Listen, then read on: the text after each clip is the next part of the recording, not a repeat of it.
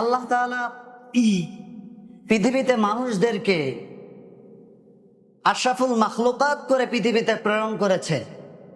আর আশরাফুল মাখলুকাত সেই সৃষ্টিকে বলা হয়, সৃষ্টি জগতের যত সৃষ্টি আছে সমস্ত সৃষ্টির মধ্যে শ্রেষ্ঠ সৃষ্টি হচ্ছে মানুষ।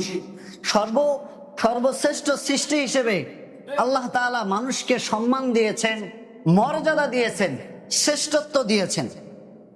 কেন শ্রেষ্ঠত্ব দিলেন?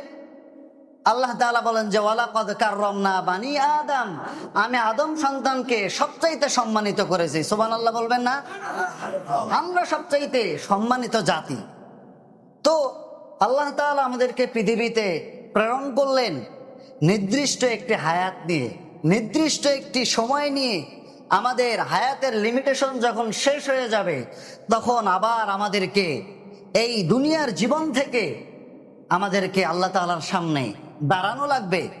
আমাদের জীবনটা এতই ছোট, এতই কম সময়, কচু পাতার পানিরও তাও স্থায়িত্ব আছে, কিন্তু আপনার আমার জীবনের যে স্থায়িত্ব, যে সময়, এই সময়েরও এই কচু পাতার পানির যে সময় টলমল করে, এর চাইতেও নগণ্য হচ্ছে আমার আপনার জীবন। কথা বলুন ঠিক কিনা? সুতরাং আমরা যাতে করে এই দুনিয়া সামান্য 60-70 বছরের জীবনকে প্রাধান্য দিতে গিয়ে সেই আখিরাতের দীর্ঘ জীবনকে যেন আমরা নষ্ট না করি, এই জন্য আল্লাহ তাআলা পবিত্র কালামুল্লাহ মাজিদে আমাদেরকে দিক নির্দেশনার জন্য আল্লাহ তাআলা বাতায় দিয়েছেন পথ। আল্লাহ তাআলা রাস্তা দেখিয়ে দিয়েছেন যে বান্দা কোন দিকে গেলে তুমি জান্নাতের দিকে যাবা, কোন দিকে গেলে তুমি জাহান্নামের দিকে যাবা।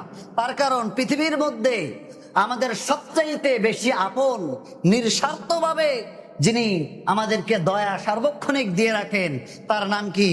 আল্লাহ। বলতে পারলেন না? তার নাম কি? আল্লাহ। আমি আপনাদেরকে বলাই যাতে করে আপনারা শুনেন, সে অনুযায়ী আমল করেন, মনে থাকে। এতে কি আপনারা কষ্ট পান? এটাই সুন্নাত। নবী করিম সাল্লাল্লাহু আলাইহি সাল্লাম একটি কথা বলতেন, সাহাবা ইকরাম বারবার করে উত্তর দিতেন, যাতে করে তারা ভালোভাবে হৃদয়ঙ্গম করতে পারে, শুনে তারা সেই মাফিক জীবন পরিচালনা করতে পারে।